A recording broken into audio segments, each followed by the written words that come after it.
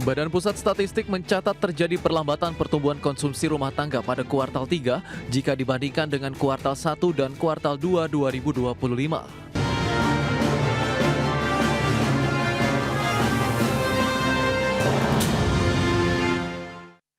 Ya, pemirsa, Badan Pusat Statistik mencatat perlambatan pertumbuhan konsumsi rumah tangga pada kuartal 3 2025 jika dibandingkan secara kuartalan dan secara tahunan. Namun demikian, BPS menyebutkan perlambatan tersebut hanya merupakan siklus musiman. Badan Pusat Statistik mencatat terjadi perlambatan pertumbuhan konsumsi rumah tangga pada kuartal 3 jika dibandingkan dengan kuartal 1 dan kuartal 2 2025.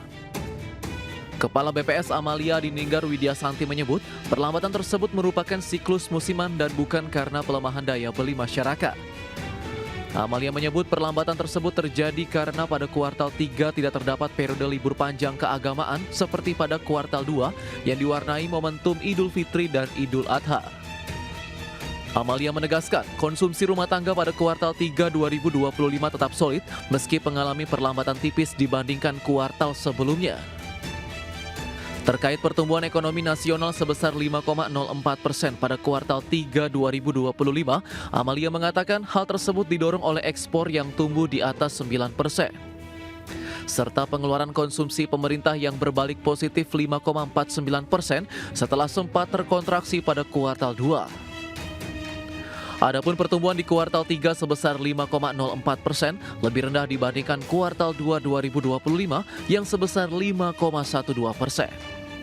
Jakarta, Tim Liputan IDX Channel.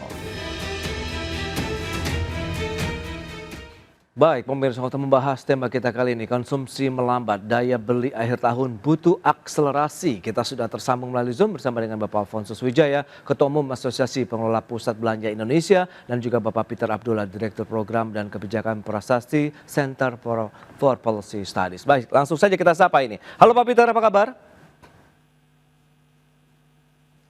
Ya, halo Pak Peter. Halo. Baik, apa kabar Pak? Kedengaran tapi nggak begitu jelas ini, Mas. Baik, terima kasih juga atas waktu yang disempatkan. Pak Alfonsus, apa kabar Pak? Baik, Mas Pras, apa kabar? Kabar baik juga, terima kasih atas waktu yang disempatkan. Sebelum membahas lebih jauh, mungkin Pak Alfonsus bisa memberikan update terlebih dahulu Pak, terkait dengan kondisi dari industri pusat perbelanjaan saat ini begitu. Seperti apa sih menjelang akhir tahun? Apakah memang saat ini menjelang peak season sudah mulai ada geliat yang lebih menggairahkan atau bagaimana nih Pak Alfons?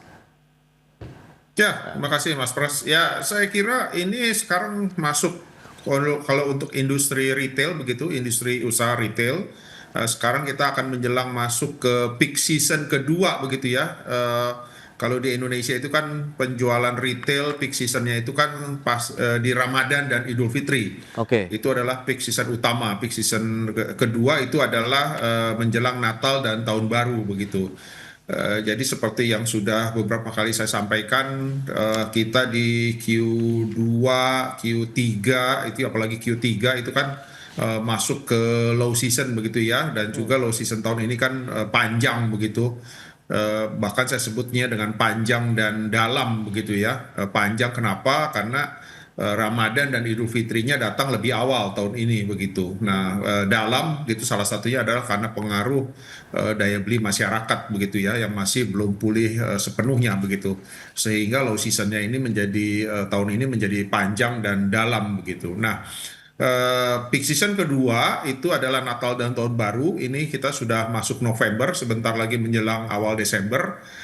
Tentunya ini penjualan retail ataupun kinerja di industri retail akan meningkat begitu ya di peak season kedua ini. Nah, ini saya kira juga salah satu momen terakhir begitu sebelum tutup akhir tahun, di mana teman-teman industri retail dan pusat perbelanjaan itu akan berusaha semaksimal mungkin untuk mengejar ketinggalan di Q2 dan Q3 begitu ya. Tetapi saya kira ketinggalannya itu cukup besar, dan tentunya saya yakin tidak bisa sepenuhnya tercover begitu di Q4 ini begitu ya. Tetapi paling tidak dengan peak season kedua di Natal dan Tahun Baru ini, paling tidak kita bisa menjaga kinerja secara keseluruhan di tahun 2025 agar tidak jatuh terlalu dalam begitu. Jadi saya kira ini adalah momen terakhir yang akan dimanfaatkan oleh semua stakeholder di industri retail di Indonesia untuk mengejar begitu ya, memaksimalkan Oke. penjualan sebelum menjelang akhir tahun begitu. Baik, Pak Saat ini sudah mulai terasa ada sedikit peningkatan begitu ya, meskipun memang belum maksimal, tapi saya Ya. kira seiring dengan perjalanan nanti menjelang awal Desember akan mulai terjadi peningkatan sampai dengan nanti Natal dan Tahun Baru begitu. Baik, itu Demikian dia. Mas Pras. Update Ya. yang sangat menarik untuk dicermati. Lantas Pak Peter, bagaimana Anda melihat dengan kondisi ekonomi? Kita tahu juga ada sedikit perlambatan dari pertumbuhan ekonomi kita, kemudian bagaimana juga dengan pertumbuhan konsumsi rumah tangga juga yang juga sedikit ada perlambatan di sana. Apa yang bisa Anda sampaikan dan analisis terkait dengan kondisi ini? Apakah bisa mendorong lagi kinerja ekonomi kita sampai dengan akhir tahun ini, Pak Peter? Ya, saya kira apa yang disampaikan oleh BPS itu sudah cukup clear ya, bahwasanya pertumbuhan ekonomi memang memiliki satu siklus ya, dan triwulan 3 itu adalah siklus perlambatan ya. Jadi pertumbuhan ekonomi yang melambat dari 5,12 menjadi 5,04 itu adalah merunjukkan hal itu, terjadinya perlambatan yang sesuai dengan siklus ya. Siklusnya memang menurun pada triwulan 3 dan kalau kita lihat memang konsumsi rumah tangga yang memiliki kontribusi terbesar terhadap pertumbuhan ekonomi kita memang melambat ya, dan itu seperti disampaikan oleh Pak Alfon tadi ya, karena memang setelah mengalami puncak pertama ya di bulan Ramadan, kita akan menghadapi puncak kedua di Nataru di bulan Desember, dan biasanya di antara dua puncak ini akan terjadi perlambatan.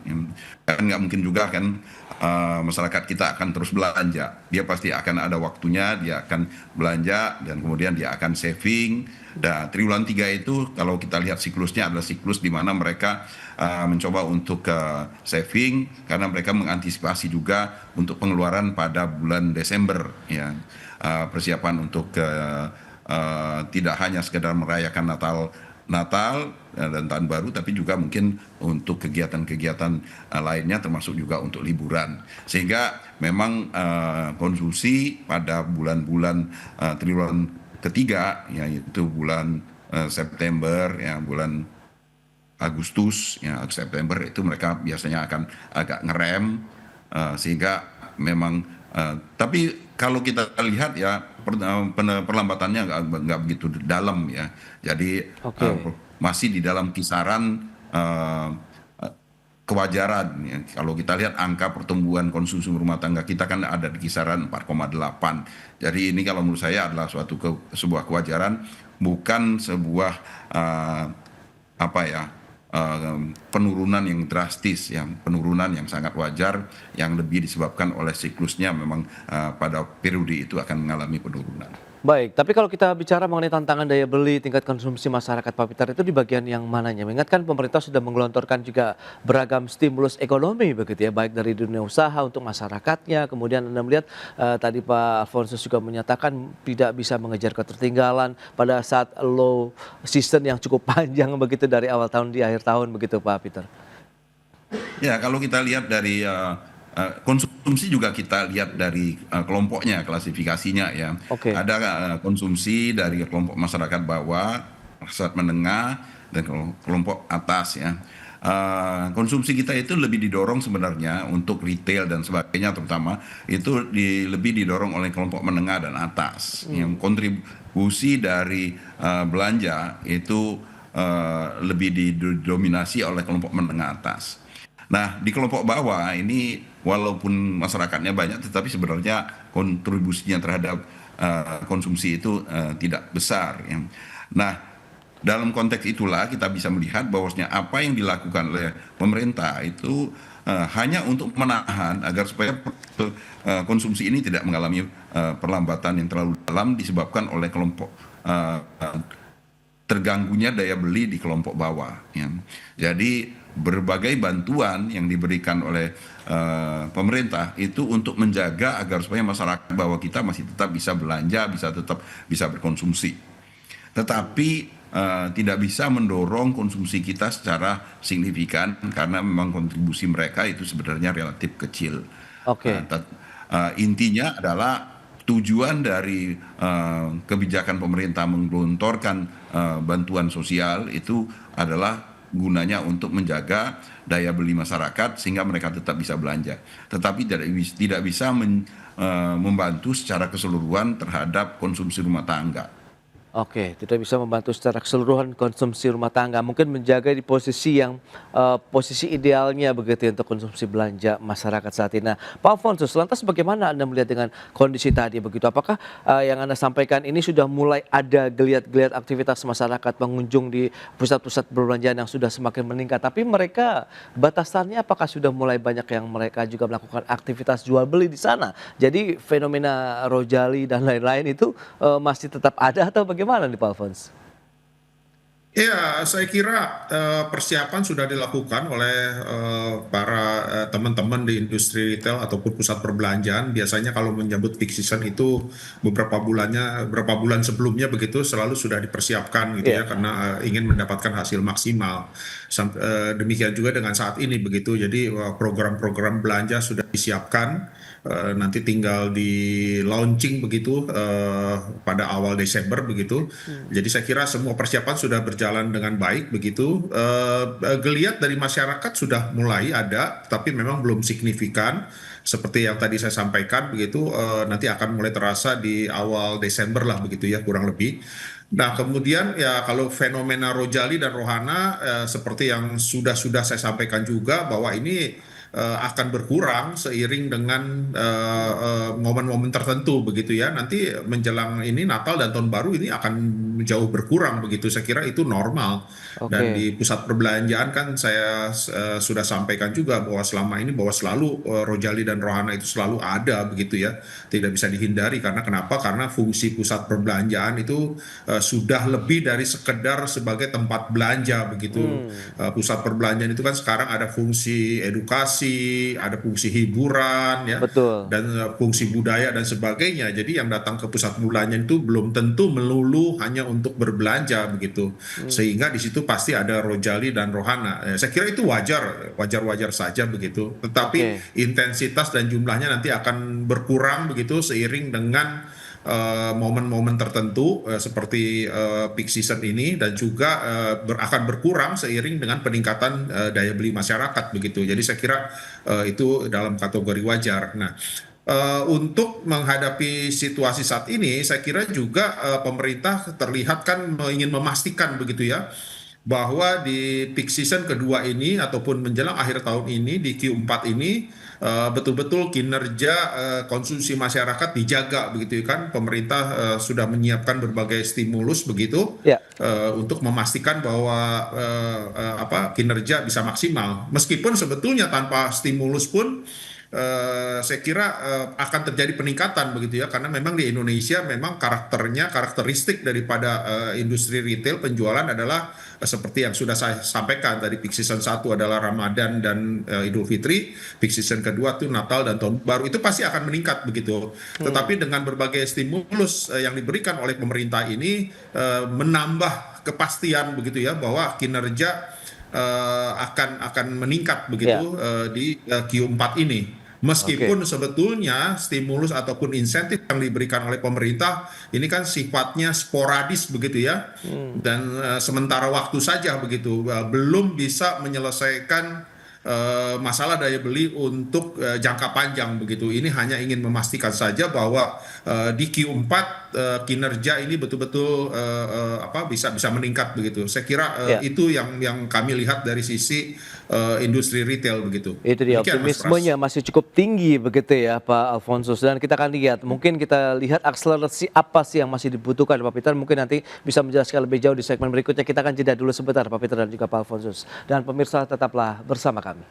Ya, Anda masih menyaksikan Market Review, pemirsa. Dan berikut ini kembali kami sampaikan data untuk Anda. Kita akan cermati bersama seperti apa sih pertumbuhan konsumsi rumah tangga di Indonesia. Kita akan cermati bersama datanya. Ini dia kita di kuartal 1 2024 sampai dengan kuartal 3 tahun 2025. Trennya memang cukup fluktuatif ya kalau kita lihat dari sisi tingkat konsumsi rumah tangga ini kalau kita lihat presentasinya secara tahunan. Sempat memang tertinggi di kuartal 4 tahun 2024 4,98%. Kemudian kuartal 1 2025 turun menjadi 4,95%. Kuartal kedua naik lagi menjadi 4,97%. Di kuartal 3 turun lagi menjadi 4,89%. Dan kuartal 3 seperti sudah sampaikan memang ini masuk dalam low season. Apakah nanti di kuartal 4 akan mengalami lonjakan atau tidak, karena ini memang masih butuh lagi begitu data-data yang lebih lanjut sampai dengan akhir tahun 2025.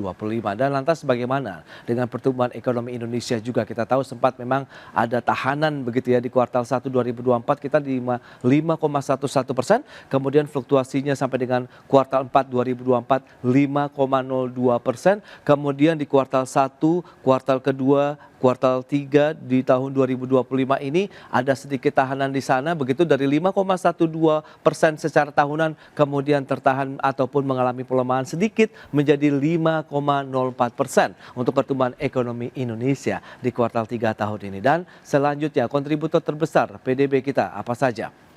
Ya, konsumsi rumah tangga masih menempati posisi pertama 53,14%. Ini data per kuartal 3 2025 menyusul investasi dan juga ekspor. Itu dia beberapa data yang sudah kita sampaikan. Kita lanjutkan kembali perbincangan bersama dengan Bapak Alfonsus Wijaya, kemudian juga ada Bapak Peter Abdullah.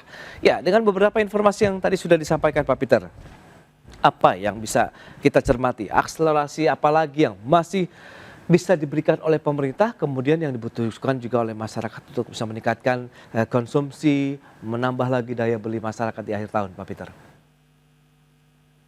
Ya, kalau sebenarnya kalau untuk di triwulan 4 secara siklus dia didiemin aja dia pasti akan naik ya. Oke. Tadi Pak Alfon juga sudah menyampaikan secara siklus dia akan naik tanpa harus didorong sebenarnya. Karena memang kebutuhan masyarakat, gaya hidup itu akan menyebabkan konsumsi akan meningkat pada periode Desember, di mana di Desember itu ada Natal dan ada Tahun Baru, ada libur panjang. Ini otomatis akan mendorong masyarakat untuk spending lebih banyak. Ya, mereka akan liburan, mereka juga akan merayakan Natal bersama-sama keluarga, dan itu otomatis akan mendorong konsumsi akan lebih tinggi. Nah, satu lagi yang biasanya juga akan mendorong konsumsi itu menjadi lebih tinggi adalah belanja pemerintah yang juga akan naik seiring dengan berakhirnya tahun anggaran. Ya. Pemerintah biasanya akan sibuk ngabisin anggaran di bulan-bulan Desember ini, ya, dan itu akan mendorong konsumsi juga akan ikut terkerek, akan terbantu, ya. Nah, kalau kita bicara tentang bagaimana agar supaya ini bisa lebih tinggi, nah itu memang perlu program, ya. Perlu program itu tentunya didasarkan kepada daya beli, ya. Bagaimana pemerintah, kita harapkan program-program ya belanja dari pemerintah itu bisa mengarah kepada memang pembentukan daya belinya masyarakat, yang khususnya pada kelompok menengah atas yang kita tahu kontribusinya terhadap konsumsi rumah tangga itu yang terbesar. Ya. Okay. Mereka inilah yang sebenarnya yang akan memenuhi mal atau pusat-pusat perbelanjaan. Karena kalau bantuan sosial itu tidak digunakan oleh masyarakat untuk belanja ke mal, belanja untuk ke baju dan sebagainya, untuk beli perabot rumah tangga, enggak, ya. Bantuan sosial itu sifatnya lebih kepada kebutuhan dasar dari masyarakat. Jadi kalau kita bicara tentang konsumsi rumah tangga, tidak akan menyebabkan, tidak akan terdorong secara signifikan dikarenakan bantuan sosial. Jadi kalau kita bicara tentang program yang bisa mendorong konsumsi rumah tangga itu adalah bukan berkenaan daya beli sebenarnya, tetapi berkenaan dengan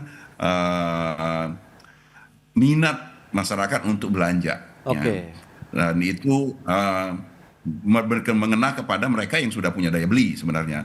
Misalnya ya sekarang ini kan sering juga disebut-sebut ya Mas Pras ya, kelompok bawah itu sudah dapat bansos. Iya. Nah, bantuan untuk kelompok menengah atas ini apa ya, agar supaya ini juga ikut membantu mendorong mereka, minat mereka itu untuk belanja ya. Mereka punya daya beli, nggak bisa kita pungkiri kan, kelompok menengah atas itu memiliki kemampuan untuk daya beli, untuk belanja. Tetapi sekarang ini kan kebanyakan dari mereka itu menahan belanja mereka. Nah, ini yang harus kita upayakan, kita berikan program-program tersendiri yang bisa meningkatkan minat mereka itu lebih ya, untuk mereka belanja. Ya. Baik, itu dia beberapa upaya yang sudah dilakukan untuk bisa meningkatkan daya beli masyarakat. Nah, dari pelaku usaha sendiri, Pak Alphonse, bagaimana Anda melihat untuk bisa memanfaatkan dan mengoptimalkan momentum menjelang Nataru ini benar-benar kita maksimal, meskipun Anda katakan memang cukup sulit lah untuk mengejar ketertinggalan yang Anda katakan ini low season yang cukup panjang begitu di tahun 2025, Pak Alphonse. Iya, pertama kami dari industri retail dan juga industri pusat perbelanjaan tadi saya sudah sampaikan juga di awal akan mempersiapkan program begitu. Ada dua cara strategi, adalah pertama dengan event-event gitu, acara-acara ini adalah untuk menarik konsumen datang ke pusat perbelanjaan. Kemudian kami mempunyai program belanja begitu ya. Jadi ada program event acara dan juga program belanja. Program event acara itu adalah untuk menarik masyarakat datang ke pusat perbelanjaan dengan acara-acara ya terkait dengan Natal dan Tahun Baru.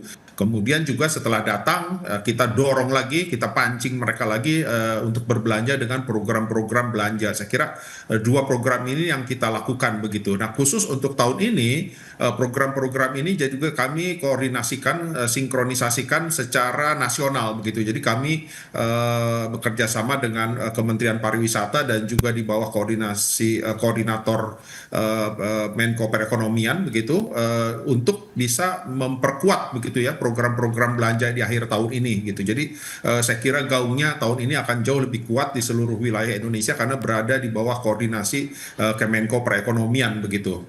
Nah, tentunya juga tadi dengan berbagai tadi stimulus yang dipersiapkan oleh pemerintah ini juga saya kira akan ikut tentunya akan ikut mendorong lah begitu peningkatan penjualan menjelang akhir tahun ini. Jadi saya kira itulah program-program khusus yang kita siapkan untuk menjelang akhir tahun 2025 ini.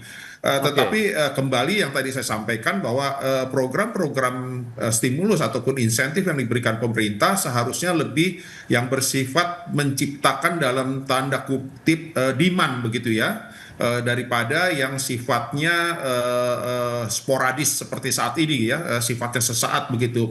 Contoh misalkan pemerintah memberikan insentif PPh 21 untuk sektor pariwisata begitu. Ya memang itu betul diperlukan begitu ya, tetapi saya kira itu sifatnya bukan menciptakan demand begitu. Jadi yang kami harapkan sebetulnya adalah misalkan pemerintah memberikan berbagai stimulus insentif untuk transportasi begitu ya, dibuat supaya lebih murah. Seperti kita ketahui sekarang tiket pesawat kan mahal sekali begitu di Indonesia. Nah, pemerintah memberikan insentif di sektor transportasi untuk semua transportasi sehingga murah. Kalau murah ini akan memancing masyarakat untuk bepergian begitu ya, berjalan-jalan begitu, sehingga ini menciptakan transaksi di sektor pariwisata daripada sekedar hanya memberikan insentif PPh, pembebasan PPh yang ditanggung oleh pemerintah gitu ya, PPh 21 tadi. Jadi saya kira hal-hal seperti ini yang harus diciptakan. Contoh lagi misalkan sebelumnya pemerintah ingin mendorong industri nikel begitu ya, dengan menciptakan kemudahan ataupun fasilitas pajak-pajak untuk kendaraan listrik begitu, sehingga kendaraan listrik murah begitu, sehingga ini mendorong masyarakat beli mobil listrik. Kalau beli mobil listrik sehingga produksi mobil listrik semakin meningkat, di mana kebutuhan nikel tentunya akan meningkat juga begitu. Saya kira strategi-strategi seperti ini yang harus dilakukan oleh pemerintah begitu ya. Jadi daripada sekedar stimulus ataupun insentif-insentif yang sifatnya sporadis seperti saat ini gitu. Memang untuk akhir tahun ini itu memang untuk memastikan begitu bahwa kinerja akan maksimal begitu. Saya kira itu setuju, tetapi saya kira itu bukan sifatnya untuk jangka panjang begitu ya untuk bisa menyelesaikan solusi daya beli masyarakat begitu. Saya kira yang harus diciptakan adalah bagaimana strategi untuk menciptakan demand begitu ya dalam tanda kutip begitu. Demikian Mas Pras. Baik, demand-nya yang memang perlu diciptakan di masyarakat, kemudian tadi dengan beragam stimulus yang tepat sasaran ini akan lebih mengoptimalkan lagi begitu ya, untuk meningkatkan aktivitas belanja masyarakat, tingkat konsumsi masyarakat, dan ujung-ujungnya adalah juga mendorong laju pertumbuhan ekonomi Indonesia bisa menyentuh paling tidak tahun ini 5,2%-an begitu ya. Baik, Pak Alfonsus, Pak Peter, sayang sekali waktu terbatas. Terima kasih banyak atas informasi, update dan juga insight yang sudah diberikan kepada pemirsa. Selamat melanjutkan aktivitas Anda kembali. Salam sehat. Sampai berjumpa kembali. Terima kasih Pak Peter, terima kasih Pak Alfonsus. Terima kasih Mas Pras, terima kasih Pak Peter. Baik pemirsa, 1 jam sudah saya menemani Anda dalam Market Review, dan perbarui terus informasi Anda hanya di IDXchannel, your trustworthy and comprehensive investment reference. Karena urusan masa depan harus terdepan, aku investor saham. Saya Prasetyo Wibowo beserta seluruh kerabat kerja yang bertugas pamit undur diri. Terima kasih dan sampai jumpa.